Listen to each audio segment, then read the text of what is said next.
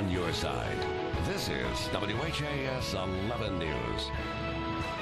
Right now at 4:30, it is the chase we watched unfold from the air as one man fled from police from Jefferson to Hardin County. This morning, a new perspective from the officer's body cameras.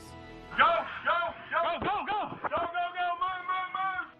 It's the exclusive takedown of that suspect you'll only find right here on WHAS 11.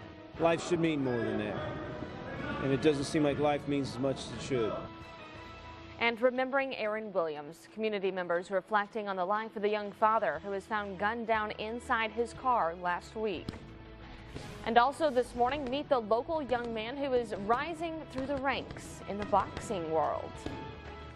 Good morning, Kentuckiana. It's 4:30 on your Tuesday, January 26th. I'm Brooke Hash. And I'm Jared Heil in for Ben Pine, who will be back tomorrow. And we're back with a wet forecast this morning that's going to turn chilly for today. Now, it felt better outside. Are we almost at 50? Yeah, we are still in the upper 40s and low 50s, but this is the warmest it's going to be all day long. Just hang in there, though. Later this week, those 50s, even near 60-degree temperatures back on the forecast. We'll have that 7-day a little later in this half hour. Right now, max HG radar temperatures turned on for you. A lot of this snow has melted from the upper 40s and low 50s we've seen all night long. And a few showers left over, especially off toward the eastern half of Jefferson County and farther east and northeast from the city. Oldham County, LaGrange, Newcastle into Henry County, seeing some of that light rain. Shelbyville as well, Taylorsville, Fern Creek into the eastern half of the metro, all pushing northeastward. This rain will end over the next hour for pretty much all of the viewing area, leaving us with clouds and cooler weather. You can see some snow falling well north of Chicago into Michigan. Any of that wintry weather is going to stay well north of us. There is the cold front.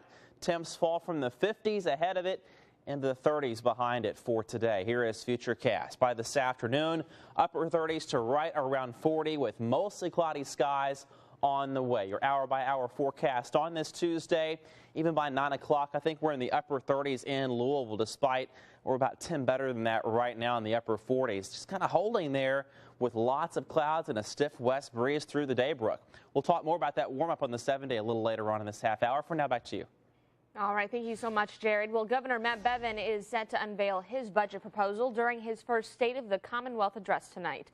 That budget will cover 2 years and allocate about $21 billion. The details about that proposal have been scarce, but the governor says he's focusing on cutting funding rather than raising taxes, and that has some worried, like arts advocates who voice concern that Bevin may cut millions from the Kentucky Arts Council.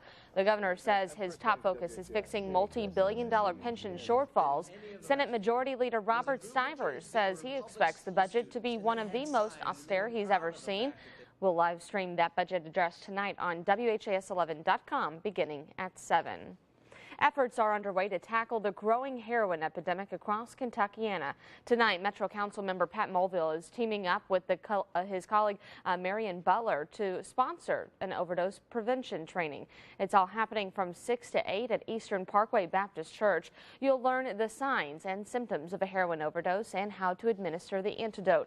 In Indiana, Clark County Cares hosted a variety of events to battle heroin addiction. Monday, a program was held at St. Paul's Episcopal Church in downtown Jeffersonville. Indiana's Attorney General Greg Zeller was there along with local law enforcement and community advocates. Zeller says the state is working on reducing the heroin problem. Right now we're just in the triage stage. My office has closed down the pill mills, including one here in Jeffersonville. We closed down 9 around the state. We've gone after 130 doctors' licenses for overprescribing. So the amount of new people getting addicted is getting lower all the time. A recovery resource fair is scheduled for Thursday at the Eastern Parkway Baptist Church and wraps up with a candlelight vigil at the Big 4 Bridge. This morning, an exclusive look at the moments that led up to the arrest of a robbery suspect. Dramatic video of a 25-mile police chase captured from a body camera worn by an LMPD officer. It's a unique perspective. We rarely see the play-by-play action as officers take down a suspect. Derek Rose shows us the video you'll only see right here on GMK. Go, go, go, go, go, go, go, go, move. It is a rare look inside the hunt for a suspected robber. Body cameras showing LMPD officers swarming a local hotel last November. The man they're looking for, believed to be the gunman who robbed a payday lender earlier that day. Customers found the cashier in tears seconds after the robber took off with $2,600, eventually leading police on a high-speed chase through several counties. Officers nearly stop him when his Chevy Cobalt loses control on an exit ramp. One officer rams the car, but it is not enough, and he speeds away. The officer's car damaged and disabled. Other officers pick up the chase. Minutes later, the Cobalt loses control again, nearly flipping over, but the driver is relentless in his desperation to get away. But he would not get far. Spike strips slow him down, and he comes to a rubber-burning stop and takes off again. He's taking off on foot, radio. Stop, big. And I believe he's on foot. The chase now on foot, a team of officers just as determined. Their suspect racing to get away, but running out of places to hide. He eventually runs into the hotel. For a moment, he's free, but the moment would be just that, freedom, ending like this.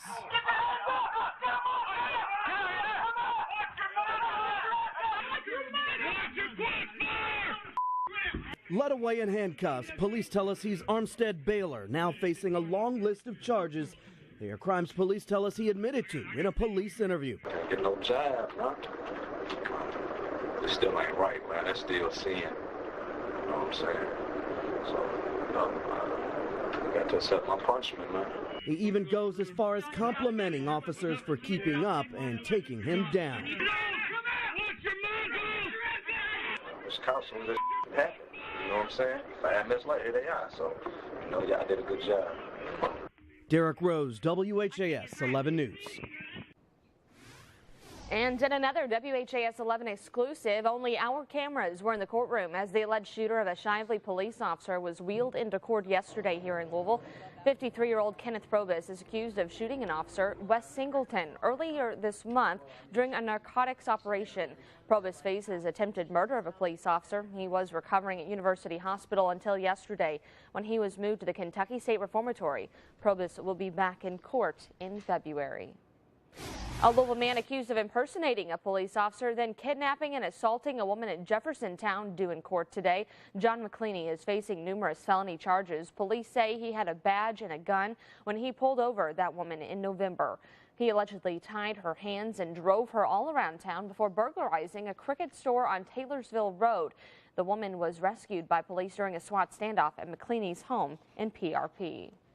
A community continuing to mourn the life of the man who was found dead inside of his car last week. 26-year-old Aaron Williams was found shot inside of his car on Wednesday on Manslick Road. The DuPont Manual graduate was known for his skills on the basketball court. Coach Jimmy Just had just started his Manual career coaching Williams from 2007 to 2008. The Crimson won that Louisville Invitational tournament, and Williams scored a career-high 42 points in the King of the Bluegrass tournament. Darren Slauson has been one of Williams' best friends for almost 20 years now. Manual High School's gym is one of the places where Lawson and Williams strengthened their bond on and off the court. Know that he's over there in the car just sitting deceased. That's no way. He didn't deserve to go out that way. Aaron was feeding me left and right. I mean, we fed off each other. That's what it was, man. It's a brotherhood. If it wasn't for my faith, I'd have a hard time dealing with these things. Police still do not have any suspects in this investigation. Aaron Williams' wake is this Friday from 6 to 9 p.m. That funeral Saturday morning at 11, both taking place at Wayside Christian Church in downtown Louisville. Well, there are growing concerns about money being spent in Sellersburg. The clerk treasurer has now filed a complaint saying she's faced retaliation because she raised questions about the town's spending. Some of her concerns had to do with a go-kart track on town property that she says was staffed by town employees. That complaint lays out questions over increased spending on a part-time attorney, increased spending in the police department, and increased spending in the administration of the town's utilities. Town board members say they have turned that complaint over to their attorney. JCPS taking its first steps to fight back against a problem plaguing students on social media. The district is setting up an anonymous bullying tip line to help kids being harassed in class and online. That tip line will be staffed 24/7. It's going to allow students, parents, and friends to report bullying incidents anonymously. District administrators say once they get a tip, they'll pass it along to the school superintendent and the principal there to try and formulate an action plan. We've got that number for that tip line on our website, WHAS11.com. All new this morning, a victory for the NOAA's theme park, ARC theme park, I should say, in Williamstown, Kentucky. A judge has ruled the state cannot deny millions of dollars in tax incentives for this project based on its religious purpose and message. The ARC encounter features a full-size wooden replica of the ship from the biblical story of Noah and the Great Flood. The state celebrated that project when it was first announced, but changed course in 2014, blocking the ARC Park from state tourism incentives that could have been worth up to $18 million. A federal judge ruled that move violated the ARC builders' First Amendment rights. The project is expected to open in July and plans on staying open the first 40 days and 40 nights. Well, what do the Kentucky Derby Festival and the Ohio River Bridges project have in common? We should find out later this morning. Derby Festival leaders and representatives from the Kentucky and Indiana Department of Transportation will announce a partnership at a news conference today. The Derby Festival is a giant two-week party leading up to the Kentucky Derby. It kicks off with Thunder over Louisville on April 23rd. That's just 88 days away if you're counting. 4:41 right now on your Tuesday. Good morning, Kentuckiana. Some frightening moments for several people aboard a sinking yacht. More on that rescue and why the U.S. Coast Guard says it was not able to save the boat. My cousin